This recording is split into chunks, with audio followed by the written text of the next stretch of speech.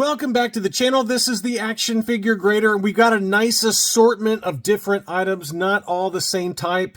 For this video, we got some loose complete figures. We got some mint on cards. We got some loose graded, just kind of a nice mix of items that all sold on eBay within the last week or two, just to give you an idea of prices out there in case you happen to be looking for one of these items yourself. As always, thank you to my Patreon supporters. You guys allow this channel to be what it is today. Really appreciate the channel support. Thank you so much for everything you guys do. And for those of you that are not Patreon supporters, that's okay too. You can leave me a like for this video, as that does help out with the channel. All right, let's take a look. This one was a really nice example of the early bird certificate. I thought this was a beauty that was sold in an auction by Gold Star Tech. And one of my friends was the one who picked this up. He will remain nameless to protect the innocent, or maybe not so innocent when it comes to spending money. But this is a really nice early bird certificate package that Gold Star Tech had at auction, and it sold for $1,000. I mean, it was pretty close to mint. I mean, you can see one little, a couple little things here on the back on that flap there. But other than that, I just thought this was such a beauty. What's crazy too is that, the proof of purchase coupon that was torn off and mailed in apparently on December 28th, right after Christmas. So you can just picture it, right? This child received this early bird certificate package for Christmas. Congratulations, here's your cardboard box. And then they had to explain, the mother had to explain, and I guarantee you it was a mother based on this handwriting. Look at the date mailed. There is no way a man wrote that as neatly as that is. I mean, my mom's cursive or handwriting looks exactly like this. It could have been my mother's. I mean, it's just crazy. I was only, less than a year old at this time. But December 28th, this child's mother mailed it in and sent it off. So that was a pretty awesome piece of collecting history that my buddy was able to pick up for $1,000. Really cool. Next up, Anderson Enterprises. This is the seller I believe I bought from. He had a bunch of really nice items at auction. He had this double telescoping saber Luke Farm Boy 2-line Hong Kong, which is the earlier of the two Hong Kong COOs that came with this double telescoping saber. Yellowing on the torso, probably about a 75 grade, but it sold for $710. Really nice price for a DT saber Luke. He also had this blue snag that's probably about 75 grade condition, mainly just because of the wear to the boots, which is a common problem, right? That silver paint does not stay on very well. That one sold for $400. Very good deal there. No discoloration to the torso whatsoever that I can see. And then he had these early baggies. I was shocked by the final sales prices on these. These were two that I think I had in a what to buy video. Very tough to find these. These were from the special offer land speeder that you could get. So there's a special offer land speeder that packed in R2-D2 in a baggie and C-3PO in a baggie. And I believe these are the two baggies that came from that special offer land speeder. If you get a mint in sealed box special offer land speeder, they can be very, very expensive. They're not easy to find whatsoever. So this baggie sold for $700, and then the R2-D2 sold for $930. So maybe somebody was trying to complete their special offer land speeder. They had the box, which he also, I believe, sold in this auction lot. I didn't pull it up. It was, I can't remember what it sold for, $350, somewhere in there, for just the box for the special offer land speeder, and then the two baggies. So incredible sale there. Some last 17 before we start digging into mint on cards and loose graded. Same seller also had this Amonomon that was pretty clean overall. I mean, not much wear, if any, to this Amonomon. That one sold for $262.87. The EV99 sold for $270, which again was also very clean, no breaks or anything like that, and pretty low price there. And then Imperial Gunner, this one sold for $340.94, and then the same seller also had a last 17 R2-D2 pop-up lightsaber that was very clean and complete with the card back. The sticker's got a little bit of yellowing to it, but they kind of all do at this point. And I thought that was a really good deal at $700. One bid on that one. So last 17s, to me, it feels like, looking at these prices, it feels like the prices are coming down a little bit off of their highs. Luke Stormtroopers are another one that have really come back down to earth, either loose complete or loose graded. I just feel like prices for last 17 have finally, the cracks in the foundation are finally happening. I mean, for the longest time, I felt like last 17 figures just held their price or went up, or maybe came back down very slightly. But now I feel like they're really starting to accelerate down just a little bit, at least lately. Here was a solid dome R2-D2. This one was the Hong Kong COO UKG 90%, so gold level UKG new case style. That one sold from Treasures from the Attic over in the UK for 395 pounds, which is 505 US dollars. That is about the going rate for a AFA 85 or a UKG 90. That seems to be about the going rate. It's about 500 bucks for a solid dome R2-D2. This is one I want to point out because somebody overpaid, in my opinion. This was labeled an AFA 85 Max Rebo archival case, but it just shows you that Max Rebo, no matter what, discolors. The arms and the legs and the head are discolored relative to the torso. I don't know when it happened. I would wager it happened a while ago, I would wager that it happened after grading, but since grading. It was just one of those figures that even with an archival case, and this is why I wanted to show this, even with an archival case, AFA 85, it's still discolored. So it's not an 85 anymore, and somebody paid $500 for it. It's not worth $500, in my opinion.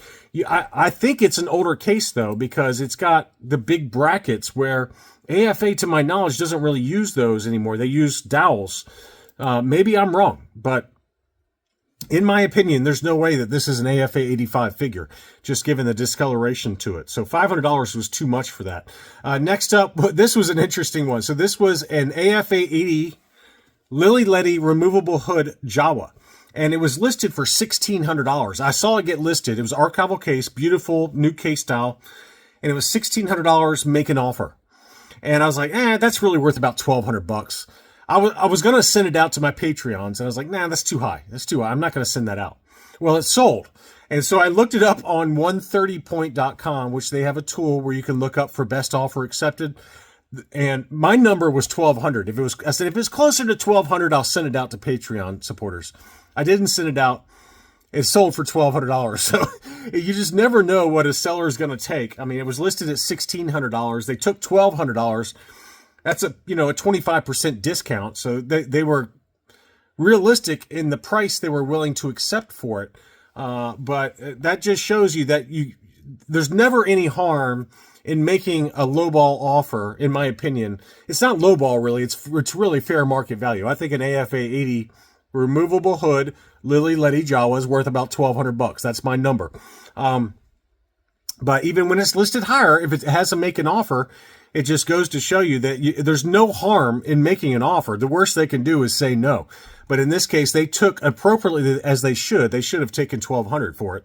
I think personally, if they listed it on Facebook, they probably could have gotten $1,200 and not paid eBay fees, consignment fees. So anyway, that was a really nice example, though, at $1,200 and worth, that's what it's worth, in my opinion. Here was a beauty. This was a painted helmet Taiwan Boba Fett graded UKG 85%, and that one sold for 542 pounds, which is $694. Now remember, during the height of the collectibles bubble, CIB AFA, they had an AFA 85 painted helmet Taiwan Fett that went at auction for $1,900. 1,900 big ones. So this one is another variant that has come back down to earth. Now, in all fairness, it was a UKG 85. What would an AFA 85 sell for? I would wager about $900 to $950. That would be a number that I'd pay anyway in the current market environment. So this one I thought was a great deal, though, at $694 US dollars. Good deal there. On to some mint on cards. None of these were exactly perfect. They were not grade worthy, but I at least wanted to show you some, better than beater examples, or maybe you just consider these to be beaters. But I just wanted to show you some good candidates that are not necessarily for grading, but just to add to your collection if you're into collecting decent condition figures, dents on the blisters, creases on the cards type items. So this 12-back C-3PO sold for $510. This was a Luke Skywalker Jedi Knight on the 77-back A. A little bit of rippling to the blister. That one sold for $305.50. They had what to me looked like a pretty clean Darth Vader 77-back A, obviously yellowing to the blister. This is not a bad one, though. This one, it had some sticker residue on it, but otherwise pretty clean, unpunched, with another Montgomery Ward price sticker. Thumbs up for that. $365 on that one. And then we had a 20-back R5D4 that had a price written on it in marker. So, and lots of creasing on it. So again, this is kind of just it's sold with the acrylic case. Perfect. Just throw it in your collection. You don't have to grade them. That one sold for $338. Now, this one was a graded example and very, very nice. This was an archival 20-back F. I can't tell the differences between the F's and the H's and the G's and all of these letters that come after the 20-backs on the AFA labels, but this one was a beauty. Punched example, no price sticker, clear blister, chef's kiss, AFA 80. And that one sold for $800. Very fair price, I think, for what that was. Back to some of the other card backs that were not graded that Jada 34 had at auction. This was a 47-back 4-lum offer. Heavy denting on the blister for that Luke Skywalker. $425 in an auction for that one. This was a pretty good example. It had a little crunch around the stem, but this was the square blister, or it's got kind of the little angled blister for the Jawa on the 20-back. That one sold for $571.23, and really what held it back was the crunch on the stem, unfortunately, because the rest of it was in beautiful condition. Again, another very good example to just put it in a sliding acrylic case, or you can get it graded if you want. Probably gets a 75 at best, but that one was nice. We had a Walrus Man with some denting to the blister, unpunched. The card backs were beautiful. It's just, unfortunately, the blisters got crunched because of probably long-term storage from someone who had these consigned with the seller. $358 on that one. We had a pretty decent-looking Power of the Force Luke X-Wing. I think this has got a good outside chance at an 80 grade. It had, a little bit of wear in the lower left-hand corner and then a little smudge or crease there in the upper left. But I think it goes 75, 80, 85 for the sub-scores and a decent chance at an 80 grade. $632 on that one. We had a made in Taiwan Boba Fett. This one was a, 77A. And it had 2 Toys R Us price stickers. That one sold for $1,200. Not a bad deal for a Taiwan Boba Fett that was in pretty decent shape, probably about a 75 grade condition. Not bad for $1,200. And then finally, this one got relisted by CIB. This one was ink touch-up on a ESB 6-pack opened, but it did have all of the baggies still sealed. So very, very nice. Now, the first time it sold for like $2,800, $2,900. This time, in a relisted auction, it sold for $1,781. So over $1,000 less in a relisted auction. We've talked about some of the zero feedback bidders in some of those Tri-Logo auctions and AFA 9012-back Sand People auction recently. And this one did get relisted, so again, just throwing it out there, but that one did sell for $1,781 in a relisted auction, about $1,000 less, $1,100 less than where it sold for the first time. Anyway, again, thank you as always for watching. If you enjoyed the video, make sure to leave me a like. I will be back very soon.